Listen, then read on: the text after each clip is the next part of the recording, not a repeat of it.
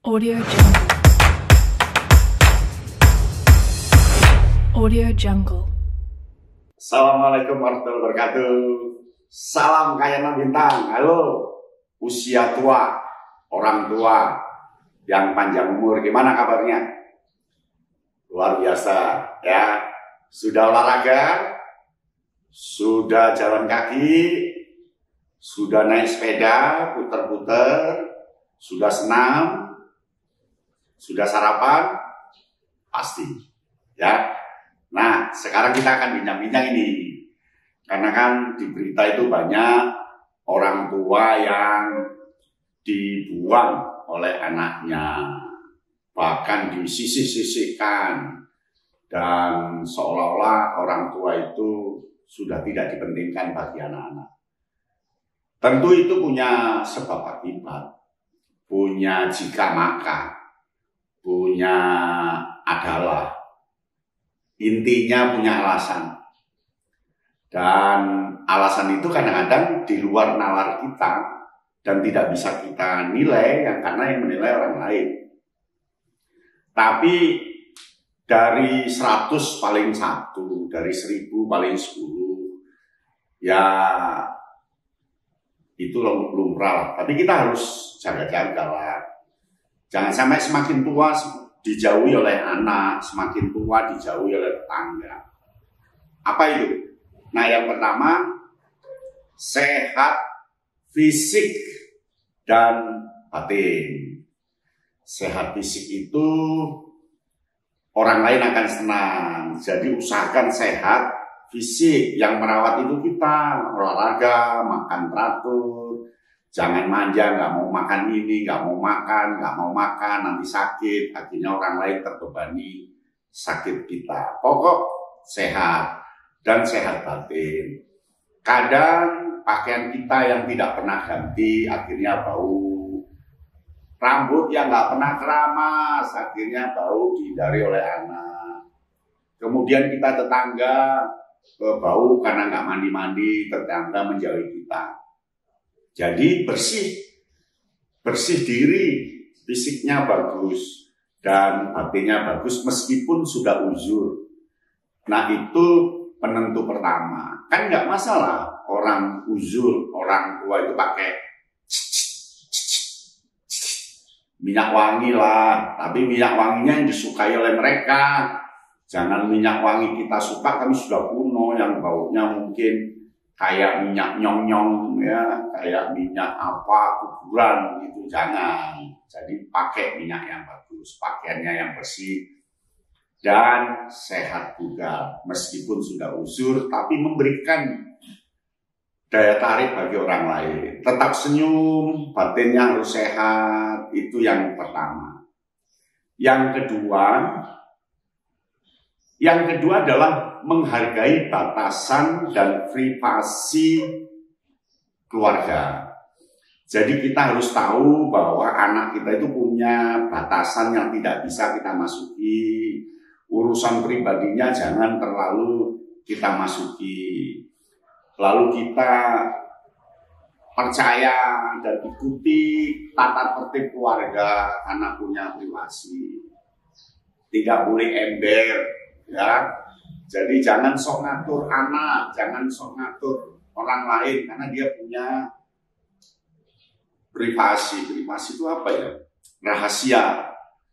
Dan yang tahu dia sendiri, kita tidak boleh sok tahu pada keluarga. Itu yang kedua. Yakin nanti pasti akan disenangi, tidak akan dibuang ya. Nah, yang ketiga adalah bersikap terbuka dan fleksibel. Terbuka saja, jangan ada yang ditutup-tutupi. Terbuka saja apa? Kalau memang agak pusing, ya bilang saja pusing. Terbuka, ya jangan tertutup. Dan fleksibel, menyesuaikan kegiatan anak. Kita nggak boleh ngotot, kaku, ya. Terima perubahan zaman dan perbedaan pendapat anak, pendapat cucu, pendapat lingkungan dengan lapang dada. Kemudian hindari sikap kaku dan selalu memaksakan nilai lama. Nilai lama itu kan bagi kita benar, nilai lama itu kan bagi kita baik, tapi bagi mereka sudah ketinggalan nilai lama itu, ya. Nah, yang ketiga, memberikan dukungan tanpa menyulitkan. Beri dukungan ke anak, beri dukungan ke cucu, beri dukungan ke lingkungan, berpikir positif, jangan negatif.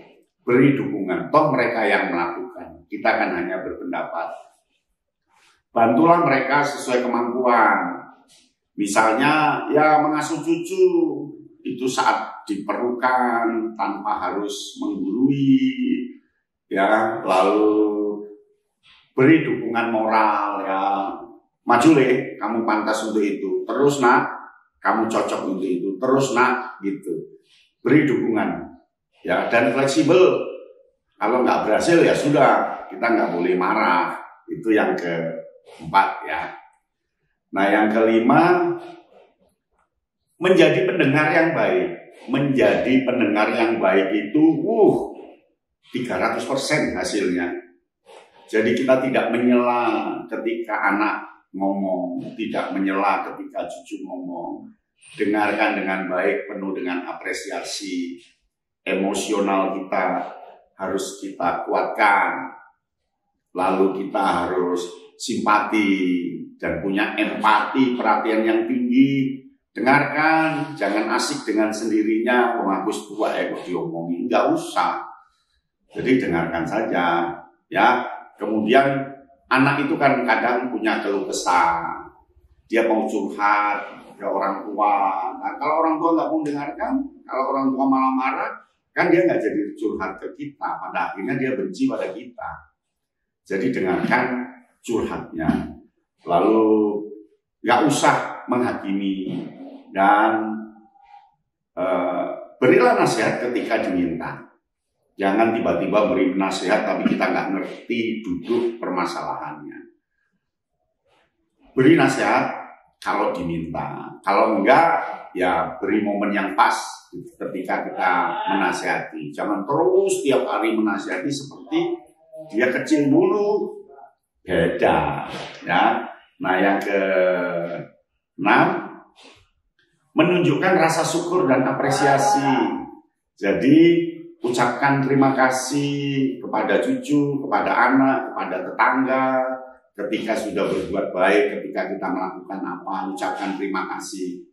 Dan seringlah minta maaf ketika kita salah, ya, jangan berpikiran aku tuwek kan bebas melakukan, enggak boleh. Jadi ucapkan terima kasih saat dibantu dan diberi perhatian. Hindari mengeluh yang terus-menerus. Sebab kalau kita sering mengeluh, orang lain marah, benci. Nanti kita akan disisihkan itu oleh anak. Jadi nggak boleh mengeluh.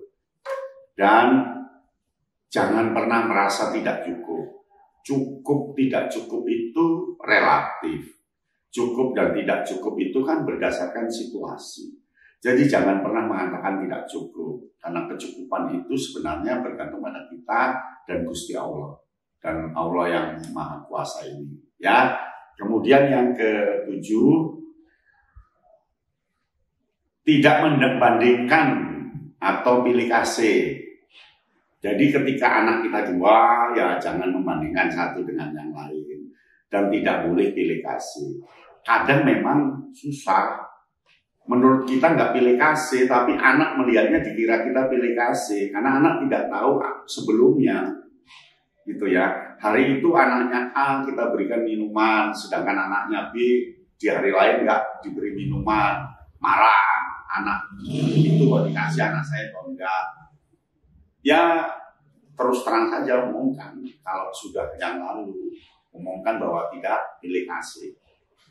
Pilih kasih itu berat, mendatangkan konflik antar saudara. Jadi hindari membandingkan anak yang satu dengan yang lain, cucu yang satu dengan yang lain. Dan tentunya bersifat adil, bersikap penuh perhatian, bantu semua anggota keluarga, dan omongan kalau memang nggak mampu ya bilang nggak mampu. Ya, pokok jagalah penampilan kita di anak-anak kita. Jangan condong kemana, karena memang berat. Anak 3, anak 4 itu tambah berat. Ketika besar semua dikira kita pilih kasih. Yang sana dihubungi, yang ini kok enggak. Yang sana diberi nasi goreng, yang sini kok enggak. Itu. Karena anak kadang tidak terbuka. Kadang anak juga tidak memahami konteks yang ada. Dan mudah-mudahan anak Bapak Ibu, anak-anak kita semua saling damai lah. Ya, mereka bisa saling menghargai. Nah, yang kedelapan ini sering terjadi. Yang kedelapan itu menghindari sikap manipulatif atau drama. Kadang orang tua itu berbuat drama yang punya tujuan diperhatikan oleh anaknya. Drama nangis teriak-teriak, drama lapar supaya minta diajak makan ke restoran, drama yang lainnya. Jadi jangan membuat drama. Jangan gunakan rasa bersalah, ancaman, atau air mata untuk memanipulasi anak. Kadang orang tua itu karena nggak punya uang marah-marah ke anak, main drama itu, ya, lalu ngancam ke anak, lalu teriak-teriak, lalu menangis, sehingga anak nganggap kita pikun, anak nganggap kita sudah uzur banget, sehingga salah tingkah. Nggak usah, diam saja, jadi nggak usah drama. Drama itu buruk loh, ya. Banyak di orang tua itu anaknya mengeluh karena orang tuanya main drama, tiap hari nangis. Udah saya kasih makan nangis, saya kasih uang saku nangis, nggak tahu orang tua saya itu. Akhirnya ketika anak stres ya orang tua dibuang, begitu. Lalu selesaikan konflik dengan jujur dan dewasa. Ya, jangan dipendam sendiri, omongan terbuka. Yang penting di sini senang, di sana senang, ya. Nah, yang ke-9, upayakan tetap aktif, punya kegiatan mandiri, ya, supaya kita tidak bergantung pada anak, pada cucu, yang buat pot, nanam, kemudian berdagang kecil-kecilan, moto, atau nyanyi, atau apalah kegiatan mandiri. Miliki hobi dan kegiatan sosial seperti arisan, kegiatan keagamaan di masjid, di langgar, di gereja, di vihara, di pura, kemudian menjadi volunteer, membantu kegiatan anak muda apa, kita kemah 3 hari di sana. Jadi ada kesibukan kita, supaya kita tidak bergantung, kemandirian kita tetap ada. Kemudian beri ruang pada anak dan keluarga untuk menghabiskan waktu sendiri. Jadi jangan kita dengan anak terus. Anak itu kadang perlu privasi. Jadi jangan terus pengen ikut. Ya sekali-sekali kita di rumah, sekali-sekali kita punya kegiatan sendiri gitu. Nah, yang ke-10, memaafkan dan melupakan masa lalu. Orang tua itu berat memaafkan karena dia merasa pernah jago, merasa pernah muda, merasa pernah berdarah hangat, ya kan? Jadi dia tidak pernah memaafkan. Maafkan, ya. Sudah kita hilangkan jasa yang pernah kita berikan pada siapa, pada dunia. Hilangkan kehebatan kita dulu. Minta maaf, kemudian lupakan masa lalu. Jika ada konflik masa lalu, berusaha move on, nggak nyimpan dendam, nggak usah dendam. Ya, sesama orang tua, tetangga dulu punya kasus, sudah itu masa lalu, sekarang dunia tua, lupakan. Kemudian fokus untuk membangun hubungan baik di masa depan. Sebab kalau teringat terus dengan masa lalu, stres, nanti anak juga bingung. Nah, kalau 10 itu tadi dilengkapi, niscaya anak akan senang sampai setua apapun Anda. Bukan senang dalam hal pura-pura, tapi senang dengan sesungguhnya karena humble, karena mudah bergaul dan hangat ketika didekati dan diajak ngomong. Itu ya, itu resep supaya tidak dijauhi oleh anak dan tidak dibuang di panti jompo. Bukan nggak boleh, tapi kan adat kita belum masuk ke buang-membuang. Demikian ya. Salam Pak Bintang. Audio Jungle. Audio Jungle.